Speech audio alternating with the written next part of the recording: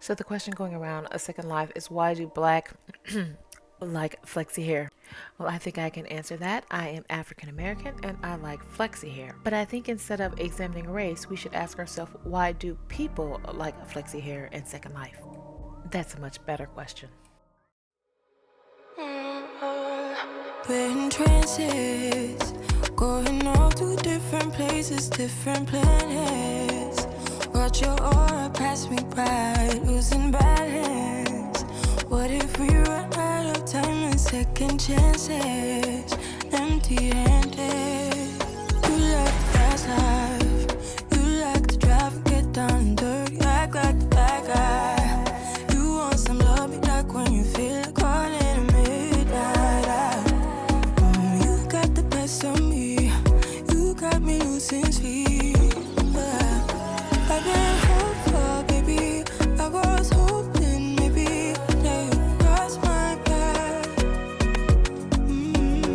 I've been sinking lately, and it's hard to move. Think I'm stuck on you. We're in transits, going off to different places, different planets. Watch your aura pass me by, losing balance. Hi, Dals. It's Day. I hope you're having a good day and your weekend is starting off great. Mine is. I am working on my New Year's resolutions. I have a couple of them. One of them is to get healthier. Another is to clean out my real and my Second Life closet. Yes, today is an inventory cleanup day, so I will be doing an inventory cleanup. I will be going through items, getting rid of things I bought when I first started Second Life, didn't know what I was shopping for in Marketplace, and just kind of cleaning those things up and getting rid of them and making more room for new items that I purchase at weekend sales or find as free gifts or just any giveaway. I also want to start using items more. I don't know if you're like me and you love to shop. You get in there, you buy a bunch of items, then you forget what they look like. So I need to figure out the CTS wardrobe this year and figure out how to see the items that I want to wear and I like, and use them. I paid good Lindens for them, so might as well use them. Also, most of the things that I buy are really cute, so to not use them is total shame. Another one of my goals is to work on my island. I have this great small island in mainland, and I want to work on it and utilize it more. I just don't know what for. Right now, it's my home base vacation spot, but I think I can do more with it with my studio. Another goal is to get back into creating and design and fashion. I, since I was a little girl, have loved fashion, and unfortunately in real wasn't able to follow that career path. But I spent many years studying it, and I have a passion for it and drawing it, and just I want to get back into it. So in 2023, I want to create more, learn more, build more, and maybe get back to working on my magazine. Yes, I have a magazine. It is called Velocity. I challenged myself with this maybe in 2019 to just kind of focus in and create a magazine. And it was for people that love the digital world. So it incorporated both Second Life and IMView into it. Insert picture here. I would totally love to get back into that magazine and just again creating a fashion presence around me so I can express that part of me, which unfortunately I'm not able to do in real. Well, beyond dressing nice and, looking good. So I have a lot of things running through my mind this new year, and I'm kind of grateful for another year to maybe express myself and get some of those ideas out and into the world. And Dallas, I hope you join me for this journey. If this is your first time joining me for an inventory and chat, these chats are fashion based and they discuss what's going on in the world, not only in real world, but also in a Second Life. So I think it's a fun way just to have that conversation and talk about some things that are going on in and around the virtual and real time world. So let me get up from this couch. I have been sitting here long enough and let's dig into my inventory and chat.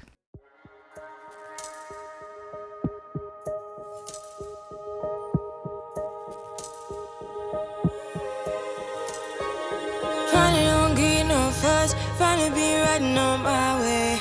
Finally up with some luck in the book. I don't give a what someone say. Finally got my friends in the back on my roller. We gon' make it big one day. We gon' make it big, I say. We gon' make it big, just stay in there. Stay in the moment. Stay in the moment with me. Give you a moment. Give you a moment with me. Smell all the roses. Smell all the roses with me. Just give you a moment. Stay in the moment with me. Okay, so I have my headphones on and I am ready to start cleaning this inventory. So if you don't know, I love following YouTubers that talk about their lives in Second Life. Since it's hard to meet people in Second Life, I like learning about Second Life through people's YouTube channels. I learn places that I can go and explore with my alt, and I also learn where to shop and buy the coolest items. Watching them has motivated me to do my own YouTube channel. Now I'm still learning. Every day I learn something new, and I still struggle a little bit with making quality videos, but again, I learn and practice every day so I can get better and improve. Why do I do this, you may ask? Because I want more people to experience Second Life and the virtual worlds. Now, I know what you're saying. Tay, that's easy to do. Why do you need a channel for that? Well, folks, it is not so easy sometimes to enter into a virtual space where there are, let's say, what we call an IMView lifers. Lifers, again, as my lifer friends back in IMView used to call ourselves, can sometimes be pretty difficult, pretty judgmental, and pretty harsh on new people.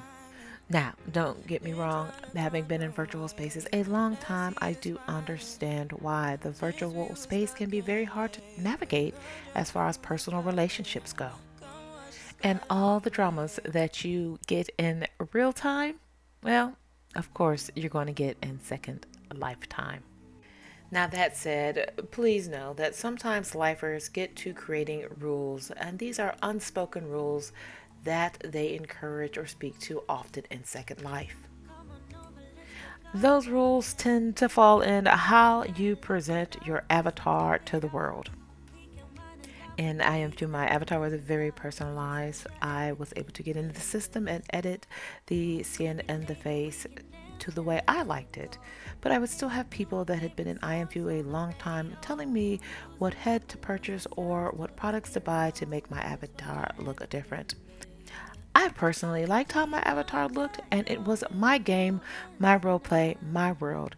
So I used to say to people, you just have to accept how it looks. It may not be your taste, but it's mine. In Second Life, I see that a little bit more.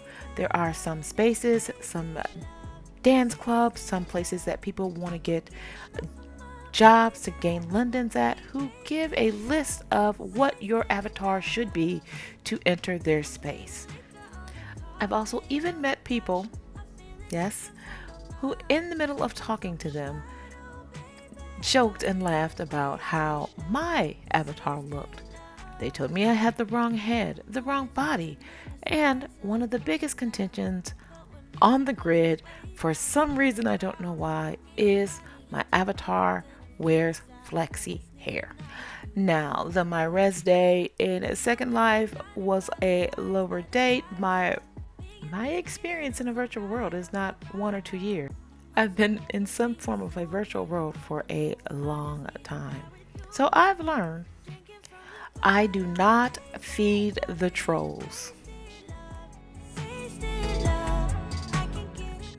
That said, this controversy about flexi hair recently exploded on the grid with 2 YouTubers I watch. They both have very enjoyable videos, and I've gained knowledge from them both. The explosion, however, took place on a comment made about flexi hair and why black, quote unquote, B wear flexi hair. Now, out of respect for both of those creators, I will let you go watch the controversial comments and videos on their channels, and I will let you respond to whatever you want to respond to on their channels. I would say do not troll, do not be mean, that is not necessary. But this is a conversation I think that should be had and has been being had in Second Life. On the Second Life forum, there are tons of discussion groups on flexi hair, yes or no. The avatars and the voices in those discussions are not just avatars of color. I will link the threads below. There are people around the world expressing their feelings about flexi hair. One avatar with blonde hair and blue eyes said, I dumped flexi hair the minute I could, but without movement, hair feels like a ball cap to me. Another woman says, I buy it from time to time. And another woman who happens to be of color says, I don't care for it myself. I myself am an African American woman. I do wear flexi hair. I am not a, how can I say this delicately, witch with a B, and don't like using that term when it comes to referencing women. But I, like in real life, don't pigeonhole myself to one type of style or one look. I enjoy versatility, so my avatar will change its style and its look whenever I feel the need to. I do like flexi hair when I belly dance. Why? Because I like the movement that it gives my avatars. It's also great for capturing a very realistic photo. If I want to portray wind blowing through my hair, I do not have to find a mesh hair that is just wind blowing and that's the only style that it is. Also, why I recommend flexi hair to new people joining Second Life is because the new flexi hair designers like Punkless, Models, Made in Tokyo have gone out of their way to provide tons of free hair for people starting Second Life. I think they should be applauded for that. There are some mesh designers who won't even give out more than a set of bangs or ponytail as a free gift. So when I see creators taking their gift giving seriously, I point people in their direction. Now, some of the critiques about flexi hair is that it disappears in the body and it has high complexities. To this I say, as a mesh hair creator in another virtual world, so does mesh hair. Mesh hair can glitch. Mesh hair can have high complexities depending on the texturing that is done to that hair. In fact, I would almost promise you that doe hair has more complexity than Rama hair at times.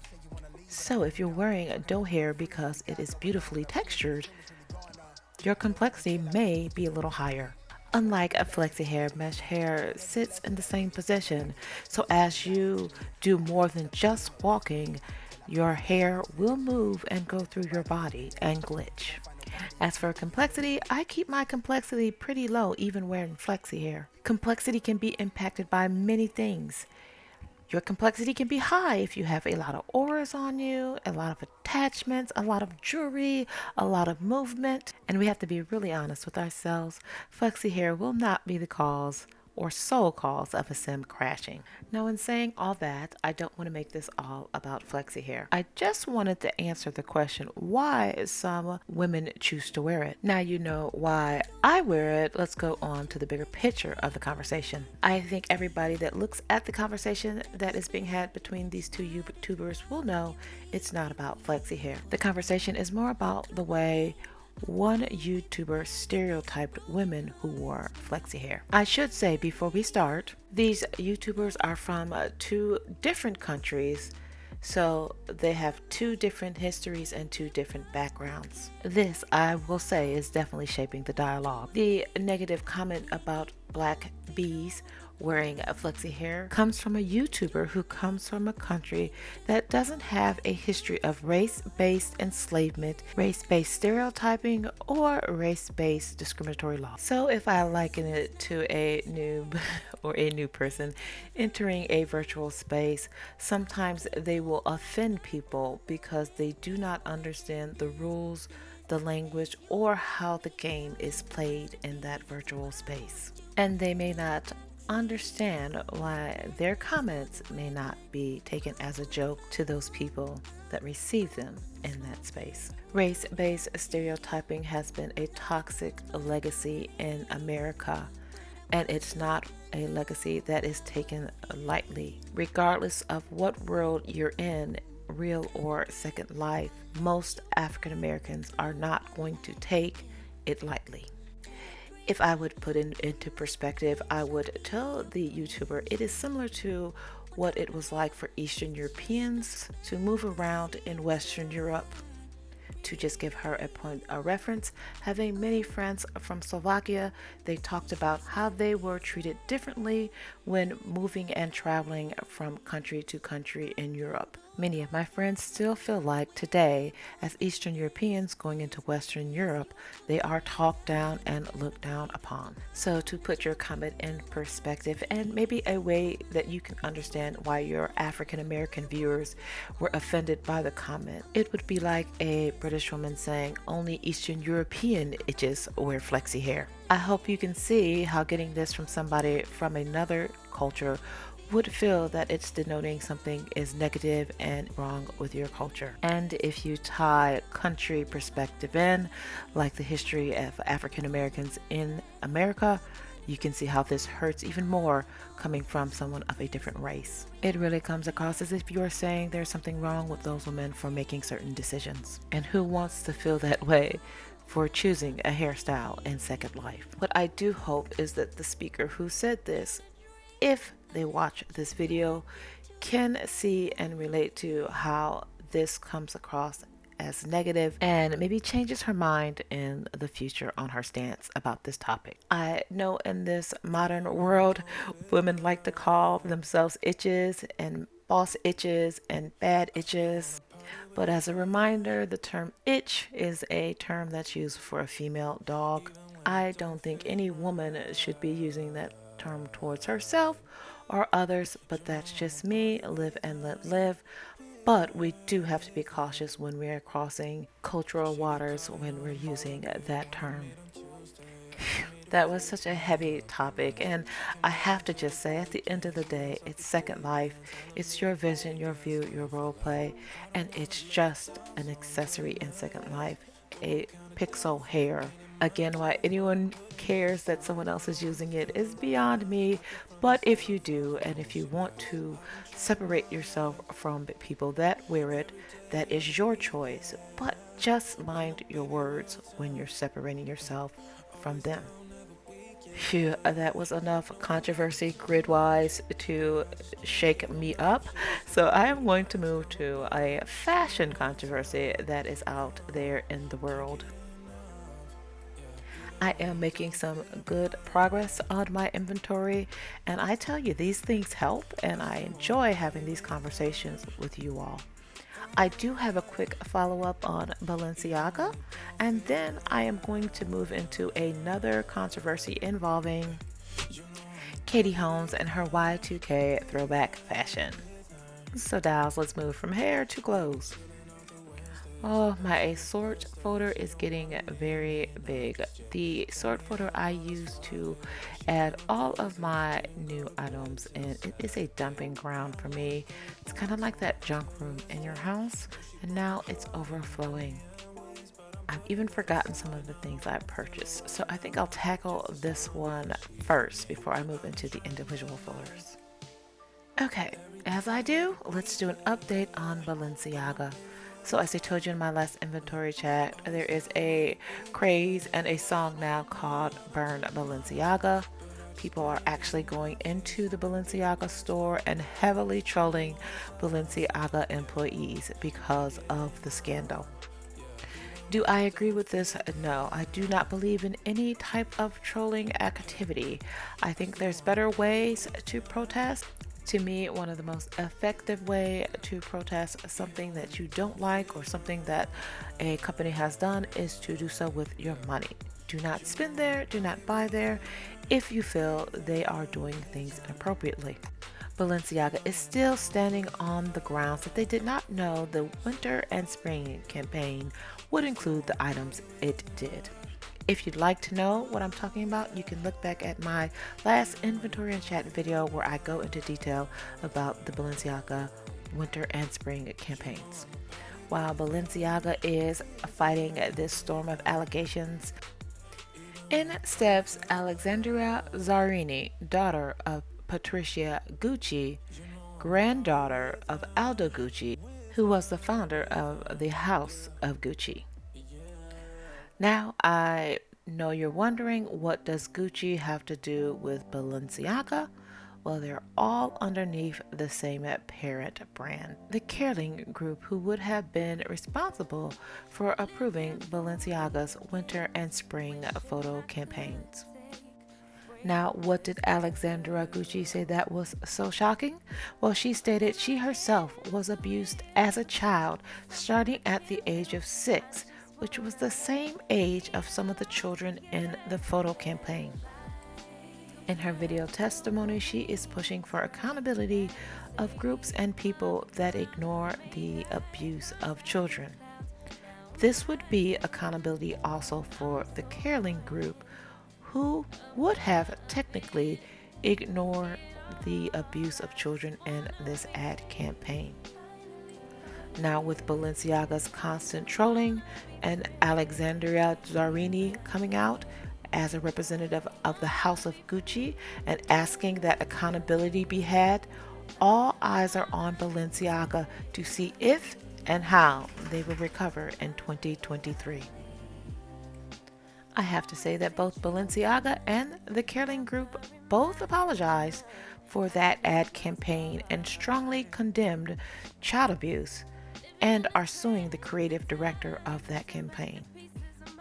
I would love to know what you think about this whole Balenciaga thing and if it really will die over or if it will kill the brand. Okay, I've done a really good job going through my sort folder. I'd like to move to my mesh bodies and heads. I have several mesh heads. As you know, over the Black Friday weekend, I did buy a Leluca head, another one, yes, and I am going to try to create a Leluca Tay so I can try on Leluca items and tell you a little bit about them as we move forward with my channel. I did hear a rumor, however, that Genesis was coming back, so I don't know if I will fully transition to Leluca. I'd like to see what Genesis comes back with. My hope, finger crossed, that she comes back with something really great and updates all of her heads so I can keep my current Tay. In addition to heads, I'd like to utilize some of the bodies that I have. I do have a Cooper body, a Legacy body, and a Reborn body. Choosing a body was pretty hard for me. My main body is Maitreya. Why? I was getting tired of going to stores and not knowing if when I purchased the item I would have a Legacy body in there or a version for a Cooper body or a version for a Reborn body, so I fell back on my original Maitreya body. I have added some curve to it and a little jiggle to it so everything moves on it, but it is my fallback body simply because I can find clothes for it.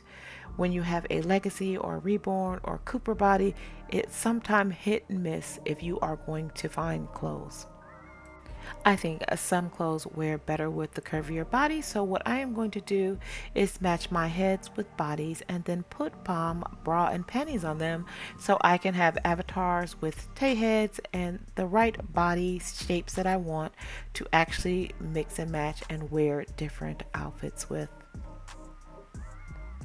Speaking on versatile looks, I thought as a wrap up to this video, we would talk about Katie Holmes' Y2K fashion faux pas at the iHeartRadio event.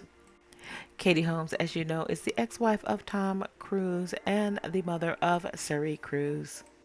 She was a fan favorite on Dawson's Creek and decided to go to the iHeartRadio event in a throwback look from 2000. Now, the look she was trying to revive was jeans and dress. I don't know if you all remember this look, but it is still one of my favorite looks. It is to take a pair of jeans and throw it on with a nice flowy dress. When done right, this can be a very cute bohemian casual look, but when done wrong, well, it can be done really wrong. This is what Katie Holmes wore on the red carpet. Insert picture here. Now, this does not look like the looks that I remember in 2000. She put on a navy or a midnight blue mini dress with a pair of tattered jeans, and I don't know what to say about the shoes. Here's an example of this look on the red carpet done well. This is Jessica Alba in 2000. She is wearing a nice white, simple, flowy dress. It is not tight or form-fitting, and a pair of nice bootleg jeans with a heel. The jeans become an accent to the look versus what Katie Holmes has going on. In her case, the jeans are a bit of a distraction to the look, and the tennis shoe doesn't make sense. Now, if I were Katie Holmes' stylist attempting to bring back this Y2K look, at first I would have told her not to wear that fitted miniskirt. It makes it harder to bring that look to life. I mean, it is more of a bohemian look than a rock star look. If she insisted upon it, since we are at the iHeartRadio red carpet, I would have definitely went more rock star with this look. I would have teamed the tight miniskirt with a pair of sleek, skinny black jeans and added a black strappy heel. After all, this is traditional to the look. I would have also accessorized the look with a purse that brought in a little color similar to this Versace purse. For her hair, I know she's going with a just out of bed tousle look, but I would have cleaned it up a little bit more and did a longer beach wave or a mermaid wave. I would have darkened it a bit more, dyed it a deep chestnut brown to bring out her skin coloring and her eye coloring, and then finished with a soft natural makeup palette like she is wearing. She might not have hit the best dress list, but maybe she wouldn't have hit the worst dress list either. And who knows else, maybe she would have just revived an old style and brought it back. Again, I personally love the dress and jeans look. Very comfortable, very cute, and very, very chic to me. Okay, dolls, thank you for joining me today. I did a lot of damage in this inventory and made some very big strides into getting myself more inventory organized in the future. That said, as always, I enjoyed spending time with you. If you like this video, please like and subscribe below. And if you want to share any of your thoughts about any of the commentary I had during this inventory and chat, please do. I'd love to hear your opinion. That said, I've been locked in my inventory long enough. I think it's time to get out and go explore. That's it, dolls. I'll see you in world. If you like this video, please subscribe, hit the like button and the notification bell to know when I upload again.